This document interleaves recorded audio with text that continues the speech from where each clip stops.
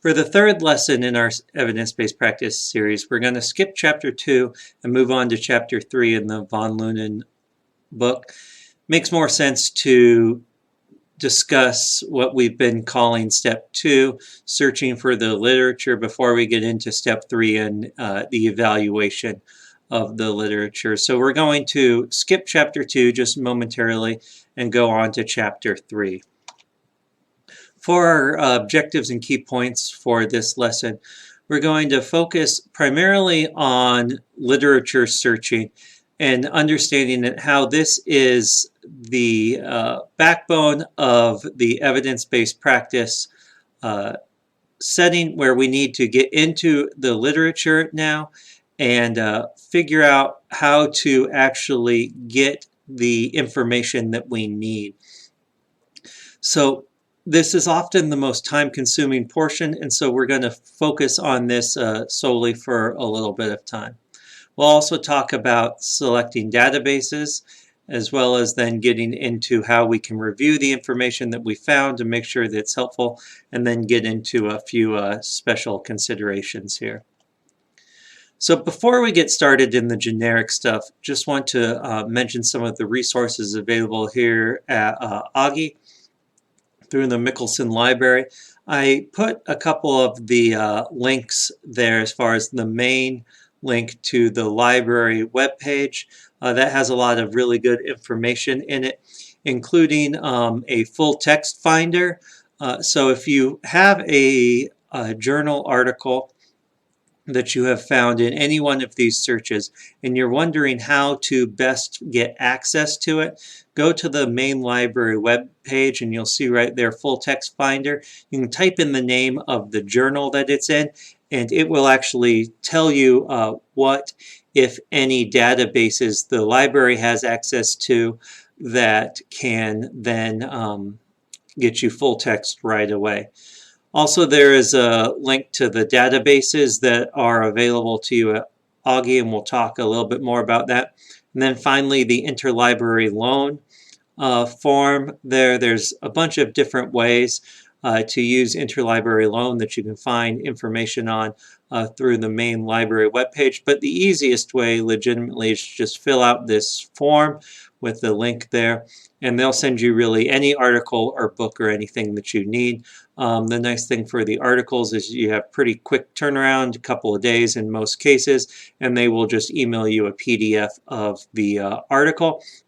And so that's really quite helpful for any articles that might help you answer your clinical question, but would not, you do not have full text access right away.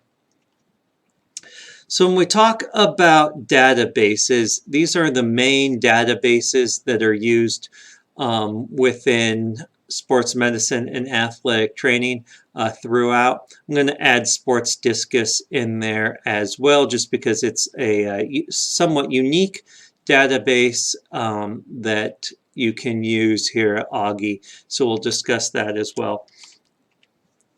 But let's first talk about Google Scholar, and there's some debate on whether or not Google Scholar should really be considered in one of these type lessons. But in reality, everything has its place, and the best thing about Google Scholar is that it's a free search engine and has a pretty robust ability to find information. The interesting thing about Google Scholar, though, is it does use Google's search engine strategies, which are slightly different than what we will be seeing from some of the other databases. And so that can become problematic when we get into the searching, because Google tries to really outthink us. And most of the time it does a pretty good job with that. But because Google has access to the entire internet and really doesn't differentiate as much as some of the other search engines that we will be using or databases, it's very often the case that with Google Scholar you're going to get a lot of information that you cannot process. Just the sheer number of hits that you will receive using Google Scholar is quite extensive and can become problematic, especially considering that Google Scholar tries to match and put the websites or articles or documents that you find there up top and highest on the search that it believes to be most relevant to the terms that you're using. And oftentimes this leads to a situation where you get more and more outdated information, as one of the things that Google Scholar uses to try to determine relevance is how often that article is cited by other researchers.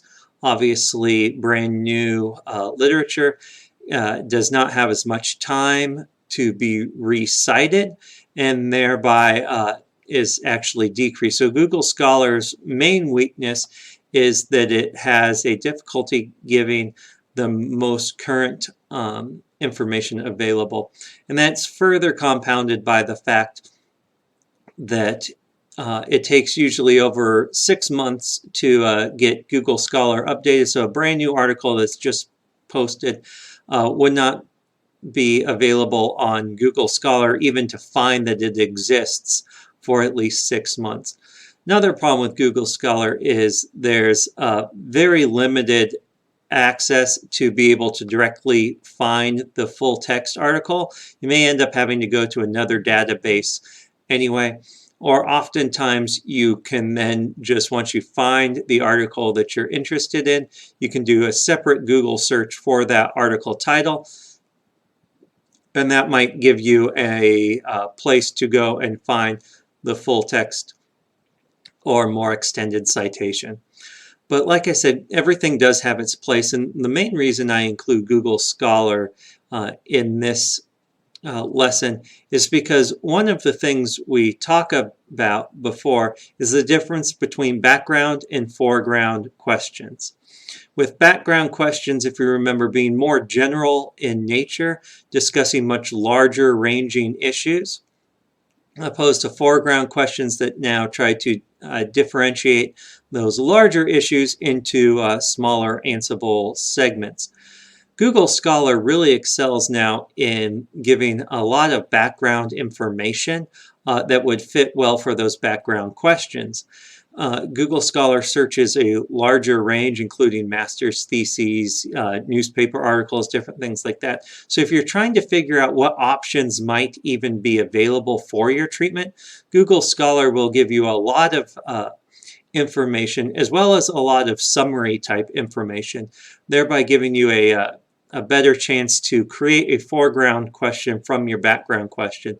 So if I had to describe the best use for Google Scholar, it would legitimately be in finding those background question answers and then using it to create a foreground question that you can then search within a separate database that is more specific, thereby leading to lower levels of hits that do not match what we're trying to find.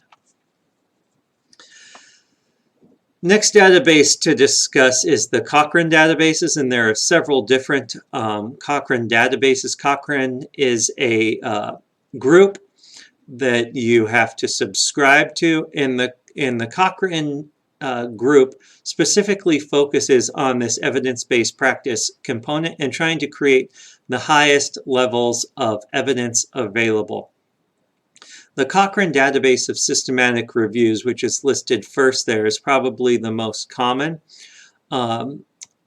used and is considered really the gold standard, because for a article to be included in that database, one has to be a systematic review, which we saw as one of the highest levels of evidence to begin with.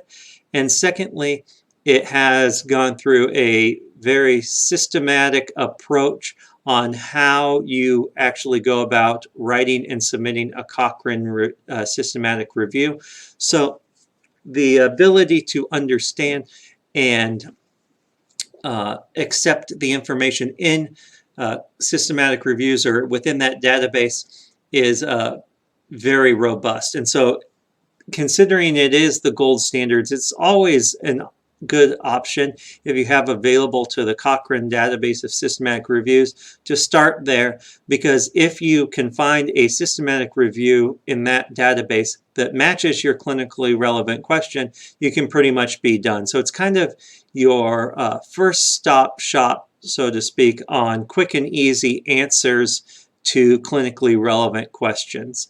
But like I said, it is a subscription-based service, and as of right now we do not have a subscription to that, so it can be quite expensive overall to get those Cochrane systematic reviews. So the second database I want to discuss is CNAL, or the Cumulative Index to Nursing and Allied Healthcare Literature database. And despite having nursing in the title, it does have a pretty robust allied healthcare holding. And so there is a lot of really good information in there. Again, it's required to have a subscription with that, as it's privately owned by EBSCO Publishing. This is going to be the same group that we'll see owns Sports Discus and has some holdings within Medline that can search with. And so EBSCO and the ability to use EBSCO is worth your time in trying to figure out as far as your time at Augie, because you'll have access to that. And the nice thing is you'll be able to search all EBSCO databases at the same time using the same search criteria. And so that's really helpful as far as a option to search multiple databases all at the same time within a singular search. And searching within EBSCO's software allows you to do that. And so you can select multiple databases once you're within EBSCO, and CNAL's one of those options. Medline and PubMed. Now, like I said just recently, Medline is available to be searched through EBSCO. There's a lot of different interfaces with this. Medline is actually a National Library of Medicine's database, and so they're the ones that manage it, and then other companies can lease access to it. So like EBSCO leases access to Medline. Medline is by far the most robust database with regards to new information, as well as even previous information. And so if there's only one database that you're going to search, it would more than likely be Medline. Now that's really helpful because you can search most of Medline's databases using the PubMed free online database, and you can just access that at PubMed there with that link at the bottom. And you can access a lot of the search strategies of Medline through that PubMed database. So you'll see PubMed listed a lot in the research regarding searches for systematic reviews and the like. Now, just because they're free to use doesn't necessarily mean that all of the articles within there have free full text available with that. And so that comes where some of the subscription-based databases have an advantage, and they may have a higher number of full text availability within them. The Pedro database now is another subscription-based article. The nice thing about this is it's created by the Center for Evidence-Based Physiotherapy. Physiotherapy is just another name for physical therapy that's used more internationally. And you can see as far as the number of trials and guidelines and different things that it has available to it. But because it is part of this Center for Evidence-Based Practice Physiotherapy group, they specifically do focus on the evidence-based practice nature of this. And so we'll actually, when we get to the critique of literature, talk about the Pedro score, which is just their way of assessing the methodological quality for each individual article. And all articles that are within this database here have already had that scoring done to it as part of their inclusion within that database. And so that's helpful in that you can ascertain the methodological quality of the individual articles quickly using that Pedro score that's already been available. Sports Discus now is the one that's not in your text that I've added. There you can see as far as the availability with that, it has more of a sports related focus, and so sports medicine stuff is included in there as well. The direct link is provided through EBSCO through the library. If you're off campus for any of those EBSCO things for the library, you can still get remote access with that using your login. And you can find information on that within your within the library webpage as far as how to get remote access.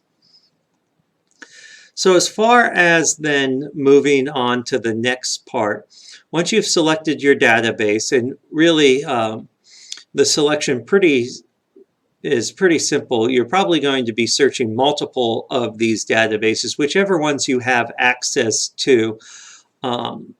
The three most common for our things are CNOL, Medline, and Sports Discus, just because we have access to them here, and those are probably the three most common as well. We talked about Cochrane and Pedro as other subscription-based things, as well as Google that helps to convert background questions into foreground questions.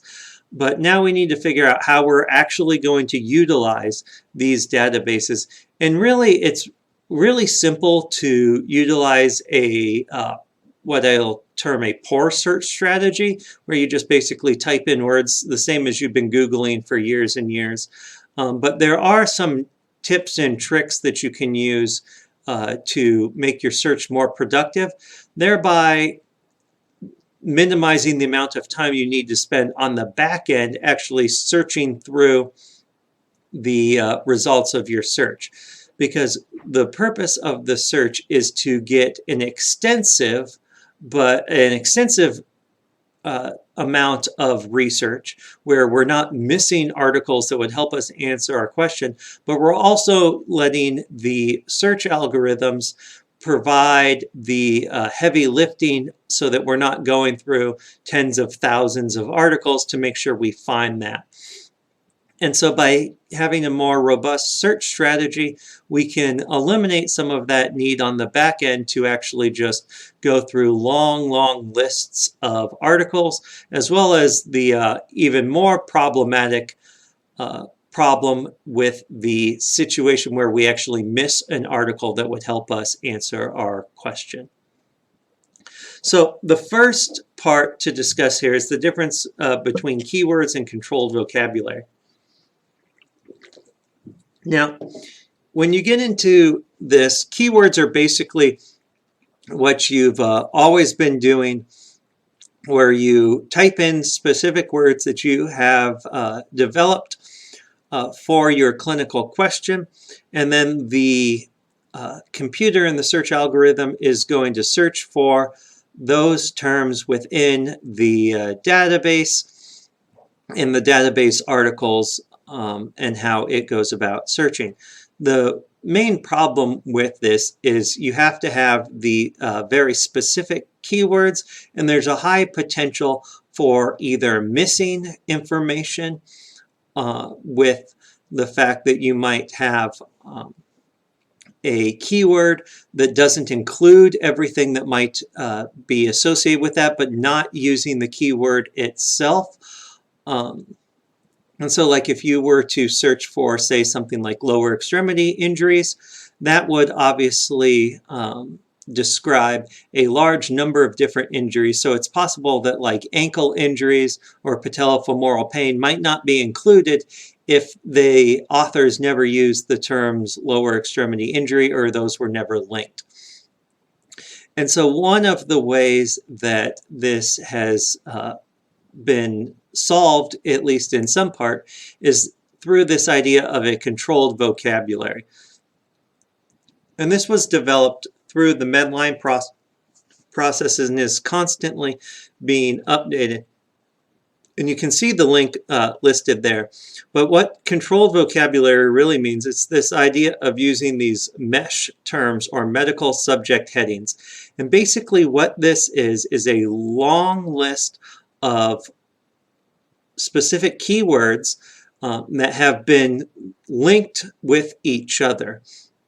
And so the idea would be that each keyword is linked up and below with similar keywords. So in our lower extremity injuries example, if we had a lower extremity injury and we went and found that, whatever is the appropriate mesh term for that, underneath that would have all of the different things that have been linked to lower extremity injury. So if we search for the mesh term of lower extremity injury opposed to the keyword of lower extremity injury, under the mesh term, all of those ankle injuries, patellofemoral injuries, knee injuries, all those have been linked and going both up and down. So you can go through and find these mesh terms at the website listed there.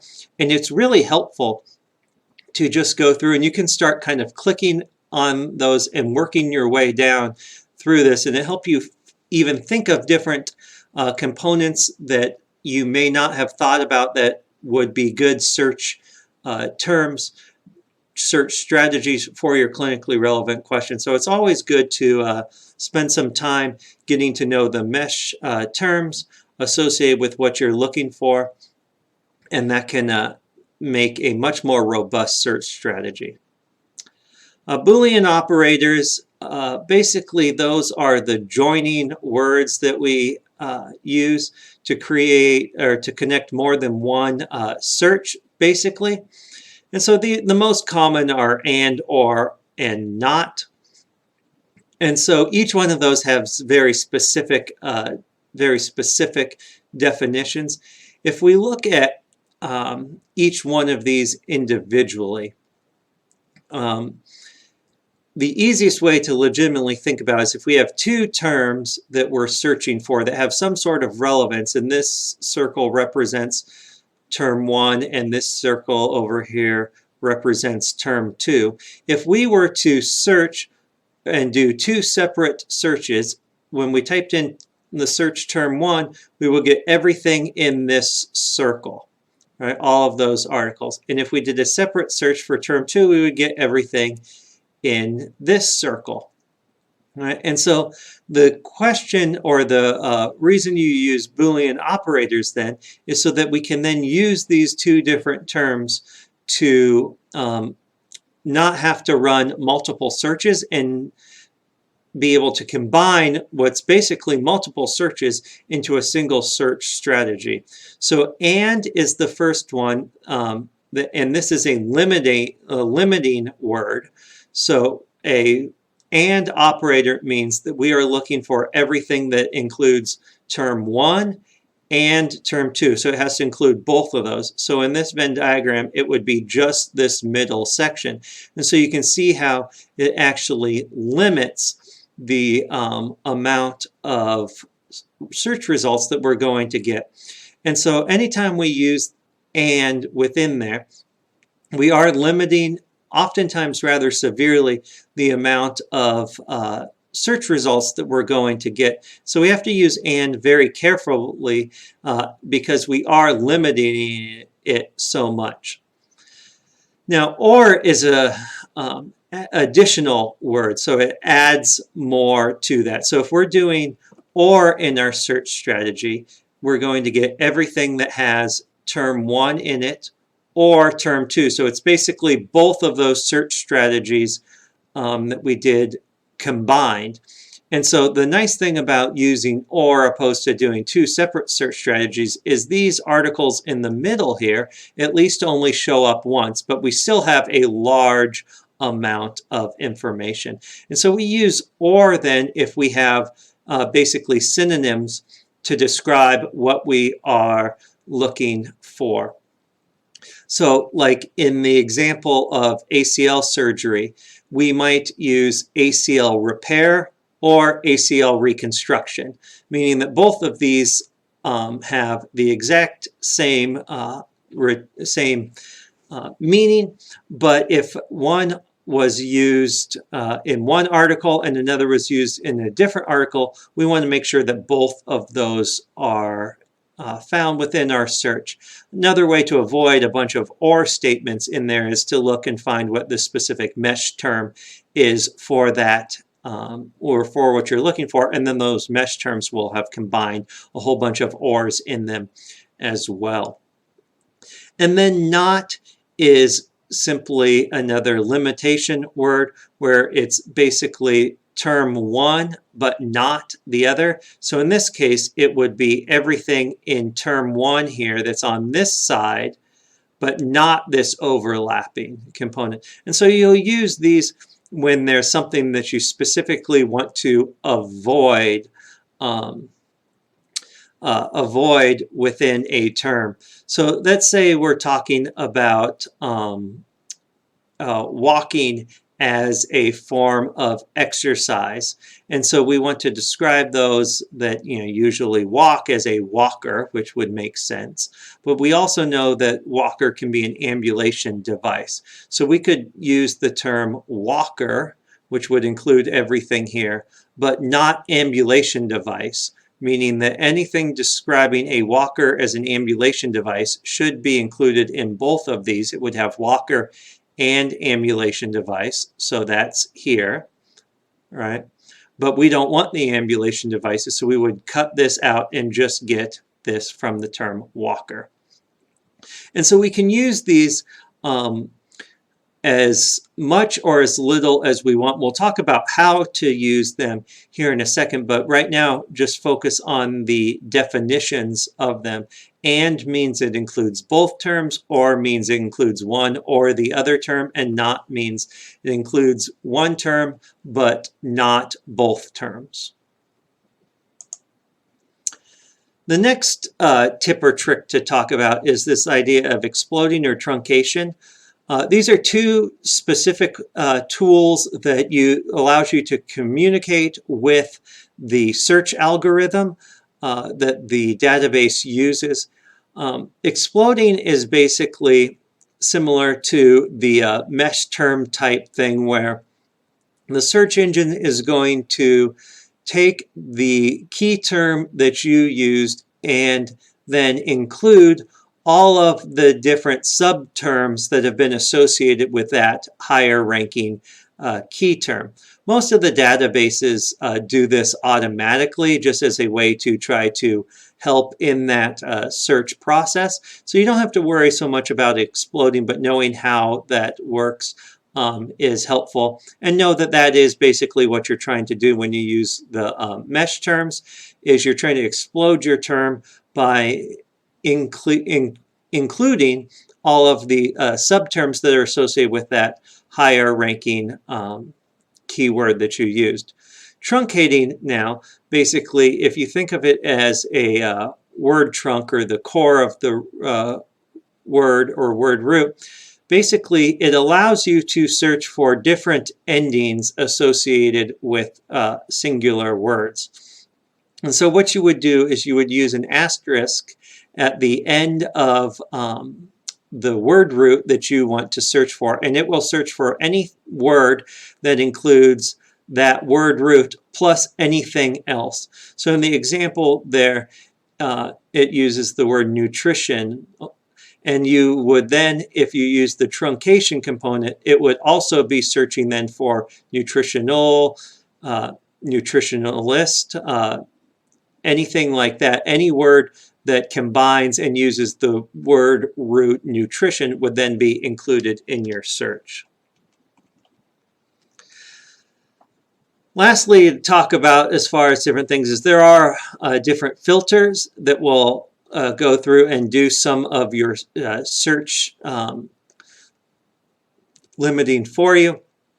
You can search based or you can limit based on article type if you're looking just for review articles, or you're looking for just peer-reviewed articles, different things like that.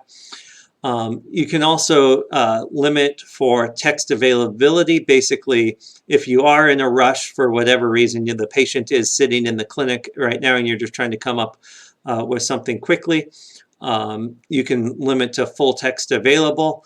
I highly discourage that from the standpoint that the relevance of an article to your clinically relevant question has absolutely nothing to do with its availability within the database that you are searching for immediately. And with the ease of the interlibrary loan process here at Augie, you might as well try to find the best article and then search for how to get it using that full text finder and then interlibrary loan if needed.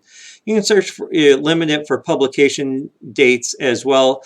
This becomes particularly helpful if there was some revolutionary term or new procedure that was included or just started at a specific date. And so that way you can eliminate or minimize the possibility of getting articles that predate the intervention that you're treating. You can also use limitations or filters on your patient population as far as sex, ages, even humans, to eliminate basic science studies, and there are reasons to do that. The most common filter to be used is obviously the language filter. Simply put with that is if you don't speak other languages, there's not much use getting an article returned in your search that you won't be able to read anyway without a translation available. So the language filter is useful to use, but the other ones oftentimes will only be most useful if you're receiving a large amount of hits on your search and you do not need that information, and so you need to limit it in a separate way. So we'll start to wrap up here with how to run your basic search with this and how to put this all into some context there. Start by picking your database, and we've discussed basically how to do that already with Google Scholar versus the other ones that you have options with. So once you have your database, the easiest way to start is to just start with single keyword searches for each area of your clinical question, whichever format you're using. Most oftentimes, comparison groups and time are not good search strategy things unless they're very specific to your question. We usually aren't going to get good information with that within our searches, specifically with the comparison group, because if we start searching for the comparison group, we're going to get all of the research associated with that intervention and not so much with our intervention of interest. And so what the best way to do is simply take your patient population or your population of interest and start searching with that as your key word and just that.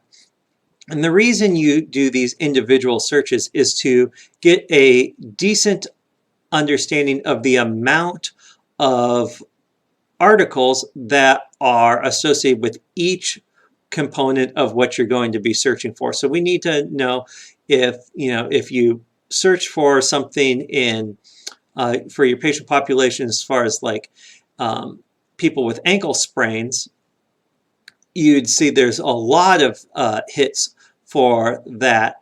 And so you can be relatively convinced that you're getting most of those. Whereas if you get into more and more specific patient populations, you might not be getting the hits that you need to be all-inclusive. Because in reality, especially when we're looking at this, these individually, we should be getting a lot of hits for each one of those. If we're not getting a lot of hits within our single keyword search, that's where we need to start probably looking for synonyms and using some more of those or statements. The next step that I recommend is rank ordering the components of your clinically relevant question. And basically what this means is ideally we would have a research article or a series of research articles, hopefully with a systematic review on, that would answer our clinically relevant question. However, that assumes that at least one researcher had the exact same clinically relevant question that we did.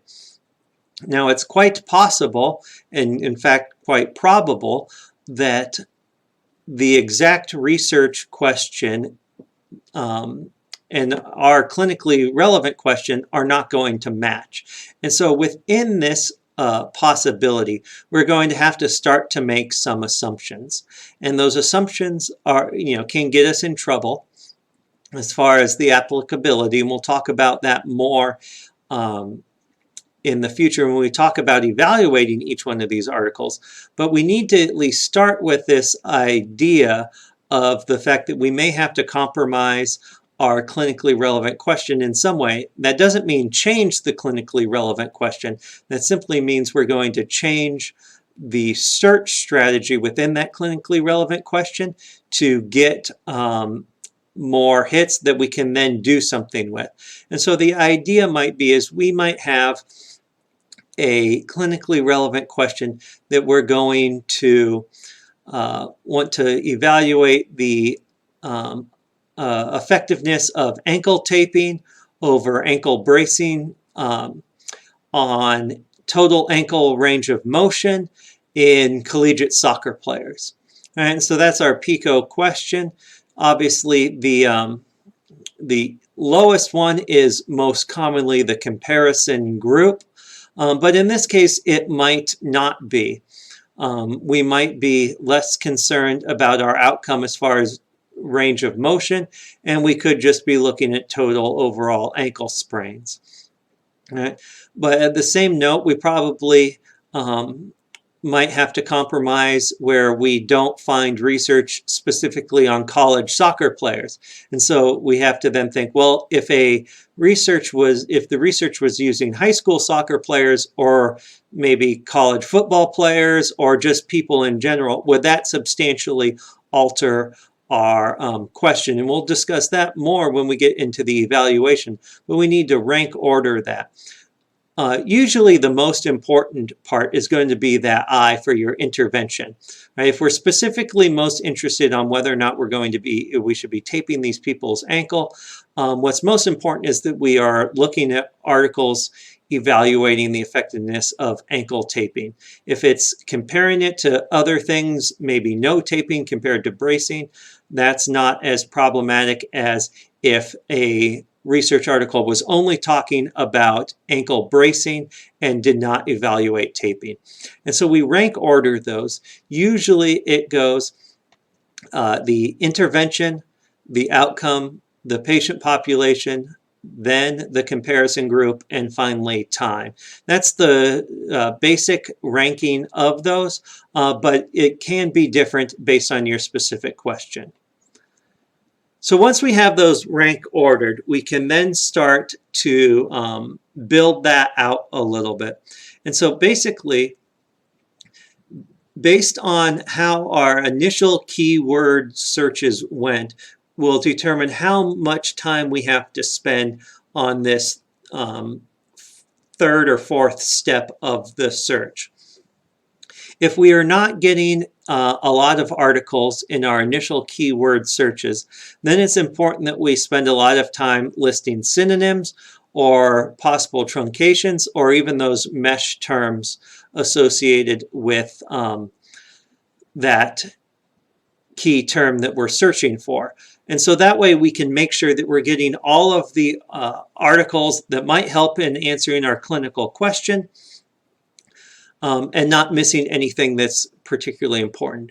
If we're seeing in our initial keyword searches a lot of specific articles associated with something that we're not interested in, that's where antonyms or those not words would be appropriate. And so we can make a list of synonyms, truncations, or mesh terms for each of our keywords as well as antonyms, and we can use those then in our next step, where we then start to build our search using these Boolean operators and putting them into the search strategy. The best way legitimately to do this is to go to the advanced searching and add different lines associated with our search. You can then, for each line, differentiate whether it's a keyword, it's in the title, it's a mesh term, different components like that. But at least for each of the components of your Pico question that you're using, have one line, if not more than one line with that. And so you can have, maybe if your patient population is college soccer players, right? You could have in one line college soccer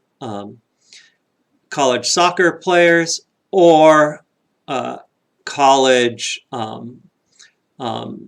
international football players. Right? Understand that internationally soccer is called football. You could also do something like or with intercollegiate soccer athletes. You could just also do college soccer participants, different things like that, depending on how many articles you're getting within that initial search strategy. With that, at that same note, if we were looking for now, say, American football athletes, and we were getting a lot of hits for soccer athletes, we could then do the opposite, where we would then on that line have football athletes, not soccer. And that would eliminate the soccer for us with there. And so we're going to build that out and start to then execute the search, which is the next part, and consider adding our filters. And so basically we want to get to a point where we're getting what we would think of as an extensive but not overwhelming amount of journal articles, depending on the purpose of our focus. If we're just simply looking for an answer to our clinically relevant question that we are trying to implement clinically, and we're seeing good results right away, and like we're finding the best article, basically an article that answers all of our clinically relevant question right away, then you can consider that to be exhaustive, as you've found the answer to your question. If you're not finding all of the components with that, you may have to then start to extrapolate from multiple articles within your search. And so as such, you're going to need more articles to do that. And you also want to make sure you're not missing anything. So I usually recommend that unless you find the exact article that answers your exact clinically relevant question, you probably want to be in the neighborhood of 100 articles to search through afterwards. That's a decent number to kind of read titles and abstracts to help narrow it down. But if you ask the computer to narrow it down from that 100 more, so you might miss stuff. And if you have more than 100 or so, you're probably going to miss stuff based on the sheer volume of what you've received. So the last thing to talk about here is this idea of managing your literature search. And this is just a couple of tips, mainly associated with PubMed, but some of these other resources allow you to do it as well. But the idea here is you can create a free account on PubMed, and the website's listed there, which will allow you to save your searches. And so that way you can see previous searches. It'll go back and show you exactly the articles that came up with that. You can save things on your clipboards, different components as well there.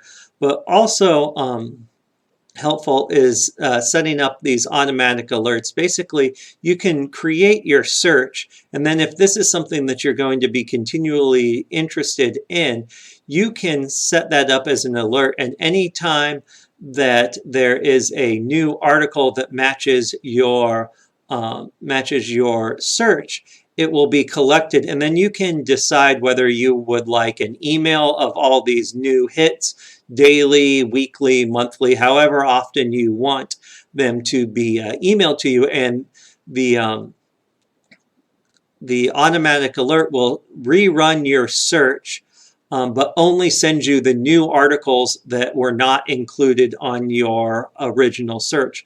Now, that being said, that's not a way to avoid doing searches again, because it's not perfect, but it's a good way to keep up to date without having to go through the work of a constant search strategy.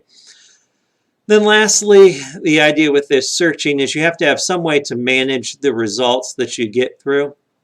With that, there are different citation management softwares. EndNote's probably one of the more common, with a free version online that doesn't have everything the paid version does, but can at least get started.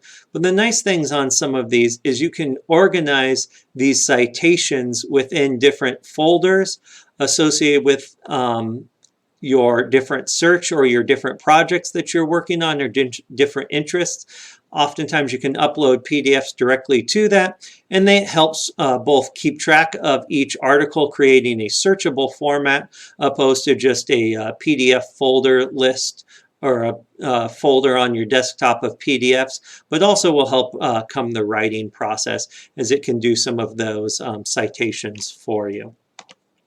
So reviewing our key points and objectives for this lecture, talked about the importance of literature searching, and as far as creating the list and the availability of the literature that you're going to need to answer your clinically relevant question, but obviously the high time-consuming nature of the literature search can become problematic. So we also worked on selecting the right database, as well as how to review the searches, so that way you can spend a little bit less time on the search than if you're just stumbling through the dark.